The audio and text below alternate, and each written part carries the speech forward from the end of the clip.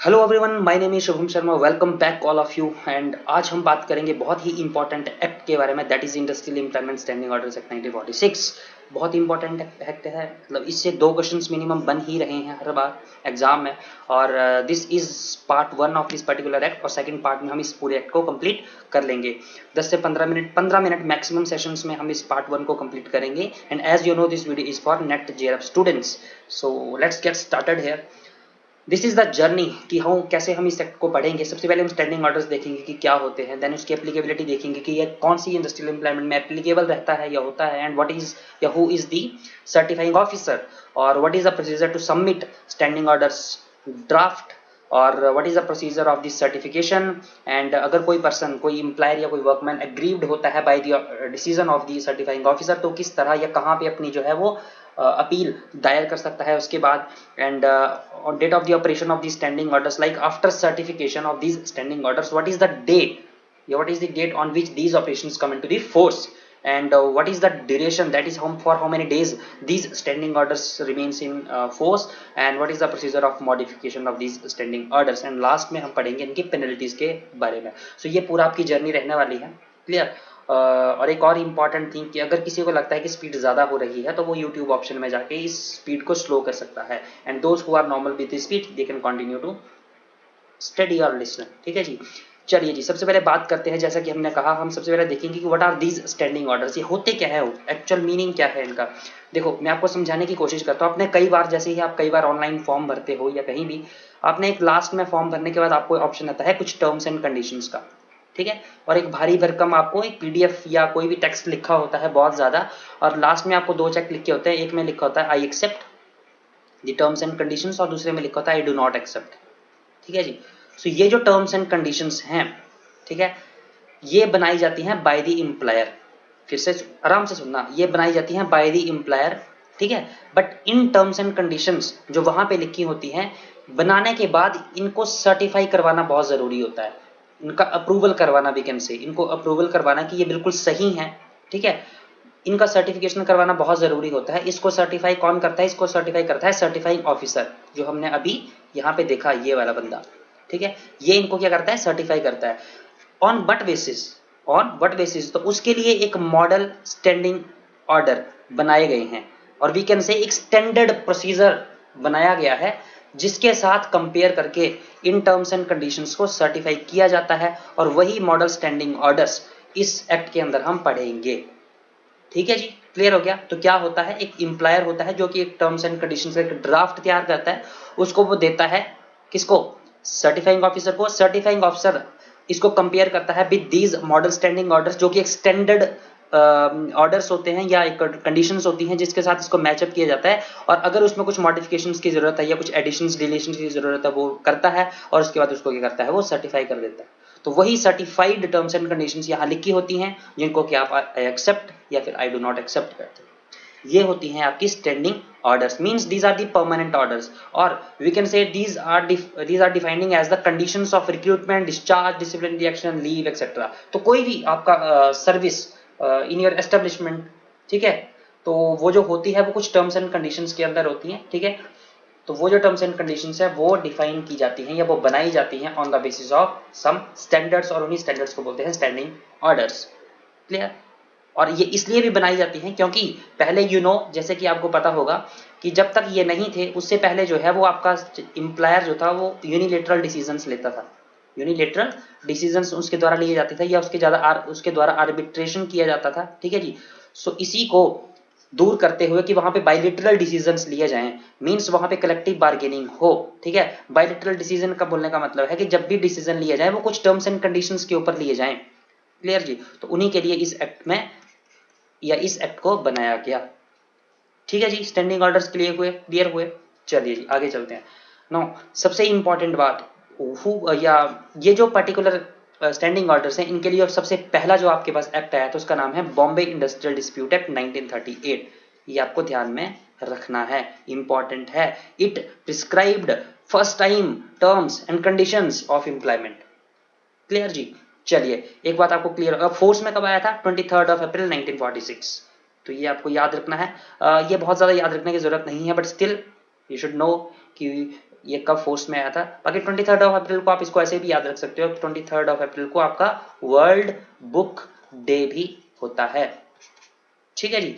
तो इसके नाम पे भी आप इसको याद रख सकते हो ना। What is the applicability, this is the second part that we should know कि ये कौन सी एस्टेब्लिशमेंट में एप्लीकेबल होता है। सो ये उन एस्टेब्लिशमेंट में एप्लीकेबल होता है जहां पे 100 से ज्यादा वर्कमैन जो है वो काम करते हैं।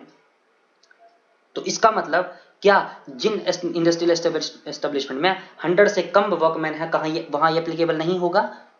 नो, वहां भी एप्लीकेबल हो सकता है by the notification of appropriate government, but उसके लिए जो नोटिफिकेशन चाहिए वो 2 month prior notification is necessary in the official gazette to apply the provision of this particular act in the establishment where the less than 100 workers are employed.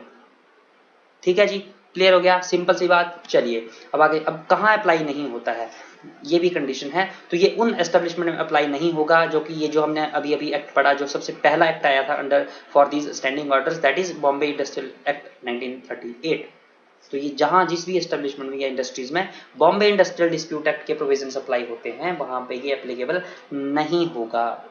ठीक, मतलब वहां पे इस एक्ट के प्रोविजन एप्लीकेबल नहीं होंगे, जो इस एक्ट के अंदर प्रोविजन है, ये सेक्शंस हैं, वही वहां पे अप्लाई होंगे। सिंपल सी बात ये समझ लो, ठीक है। और कहां अप्लाई नहीं होगा?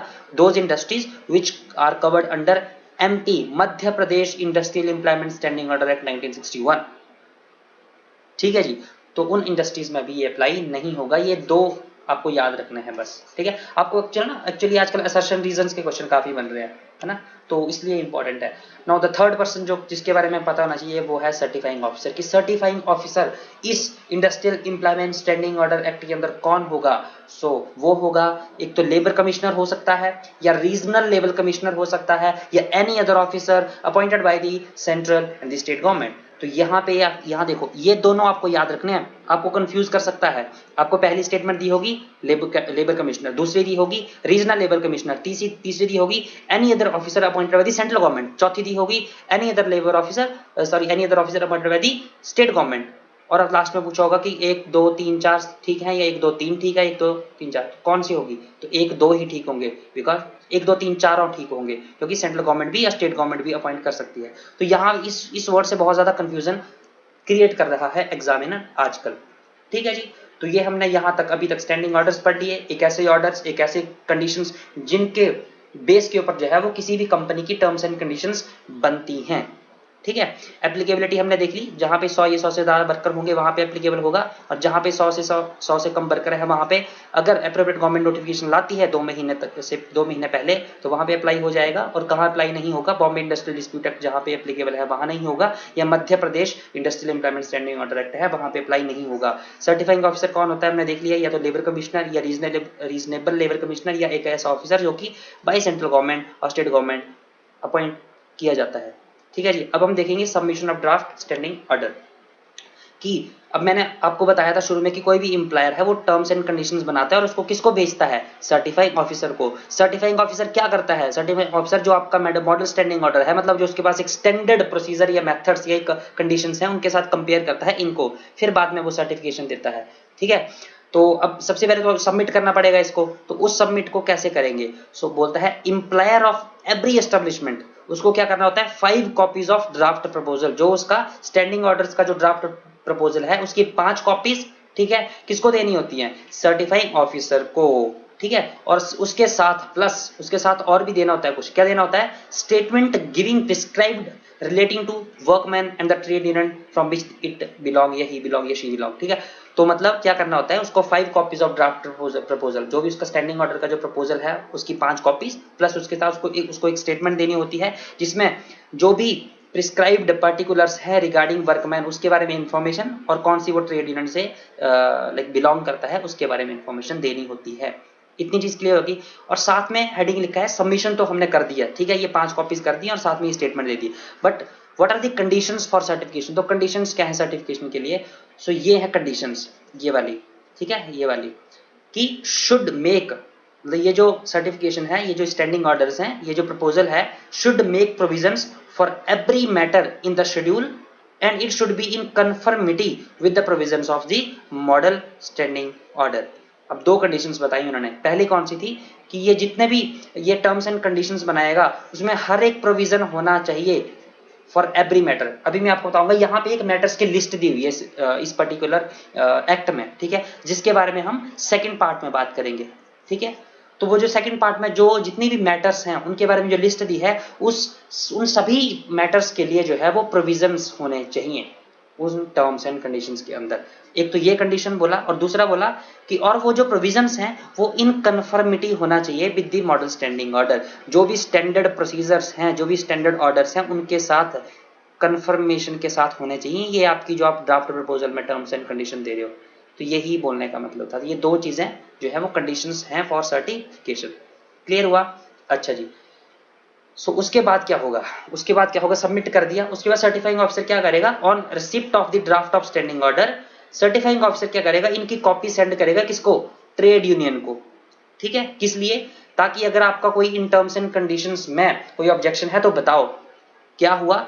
इंप्लायर ने इसको सबमिट किया सर्टिफाइंग ऑफिसर को, और सर्टिफाइंग ऑफिसर ने आगे इसकी कॉपी दे दी ट्रेड यूनियंस को, क्योंकि उसमें उसने इंफॉर्मेशन ले ली थी कि वर्कमैन जो है वो कौन सी ट्रेड यूनियन के साथ बिलोंग करता है। ठीक है जी। अब उसने ट्रेड यूनियन को दे दिया और बोला कि अगर कोई आपकी ऑब्जेक्शन है तो बताओ, बट वो जो आपकी ऑब्जेक्शन है वो आपको 15 दिन के अंदर अंदर बतानी बनेगी ऑफ रिसीविंग सच नोटिस। तो ये जो नोटिस ट्रेड यूनियन को मिला, उस नोटिस के 15 दिन के अंदर अंदर उसको अपनी जो ऑब्जेक्शंस हैं वो रेज करनी पड़ेगी। So these 15 days are also important. ठीक है जी। चलिए, अब क्या हुआ? अब मान लो after being heard of employer and trade union, तो ट्रेड यूनियन ने 15 दिन के अंदर जो भी उसने बोला कि हाँ मुझे हमें ये एक्सेप्ट है, या ये कुछ इसमें मॉडिफिकेशन चाहिए, या ये इसमें कुछ एडिशन चाहिए, तो वो बताएगा। और उसको सुनने के बाद सर्टिफिकेटिंग ऑफिसर क्या करेगा? डिसीजन लेगा, और उस डिसीजन में वो डिसाइड करेगा कि क्या उसको मॉडिफाई करना है या क्या उसको एडिशन करना है उसमें। ठीक है, और फिर सर्टिफाई कर देगा उस ड्राफ्ट स्टैंडिंग ऑर्डर को। अब यहाँ पे दो कंडीशन है, या तो वो सर्टिफाई कर भी सकता है या सर्टिफाई नहीं भी कर सकता है।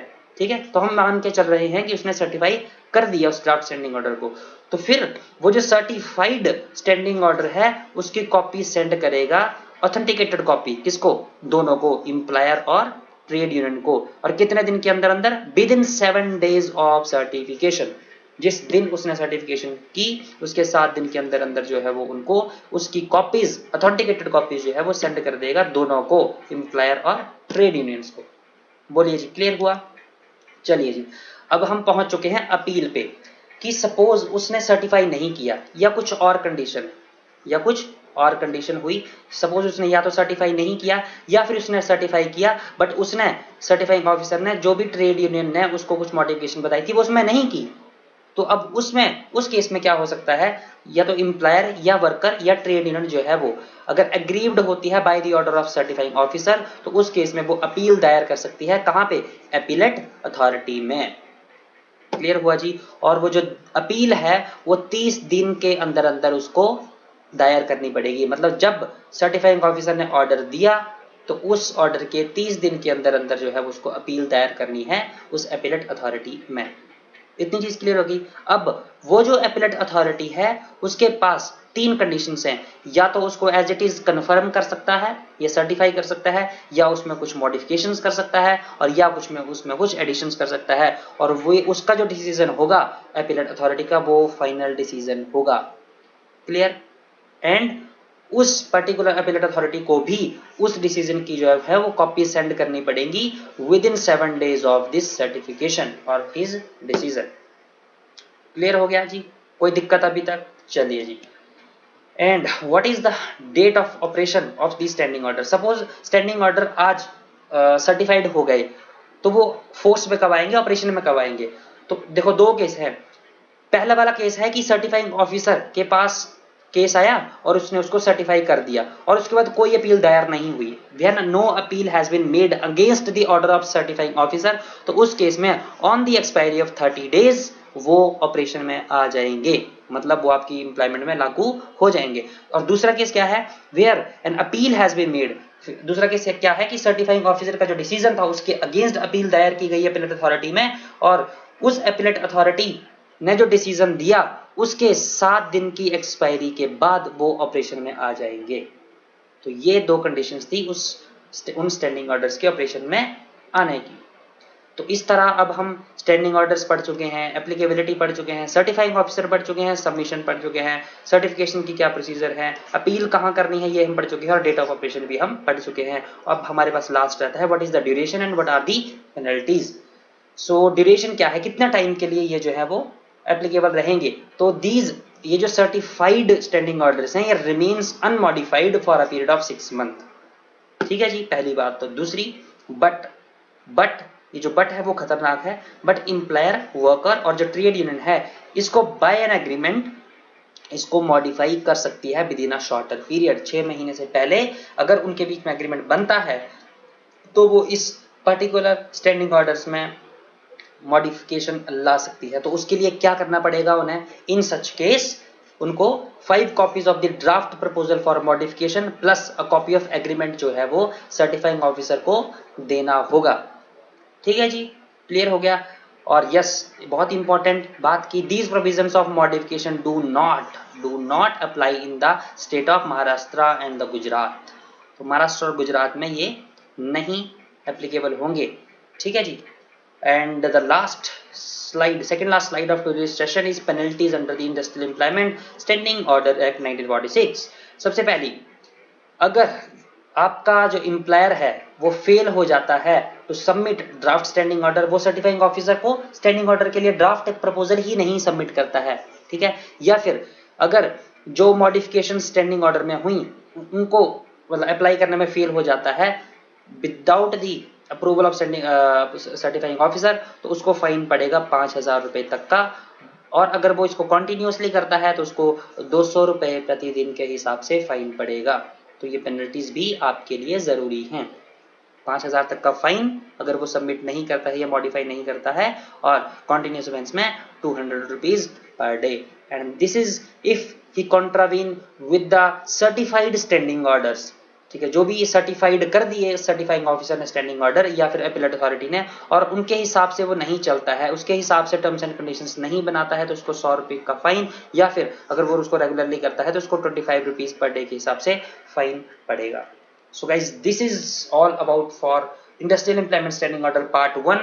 In Part 2, we will discuss about what is the model standing order under this particular act. तो ये आज का सेशन जरूरी था। सेकेंड पार्ट में हम tomorrow we will discuss about its second part. So thank you so much guys, thank you so much and stay tune for this second part. Thank you all.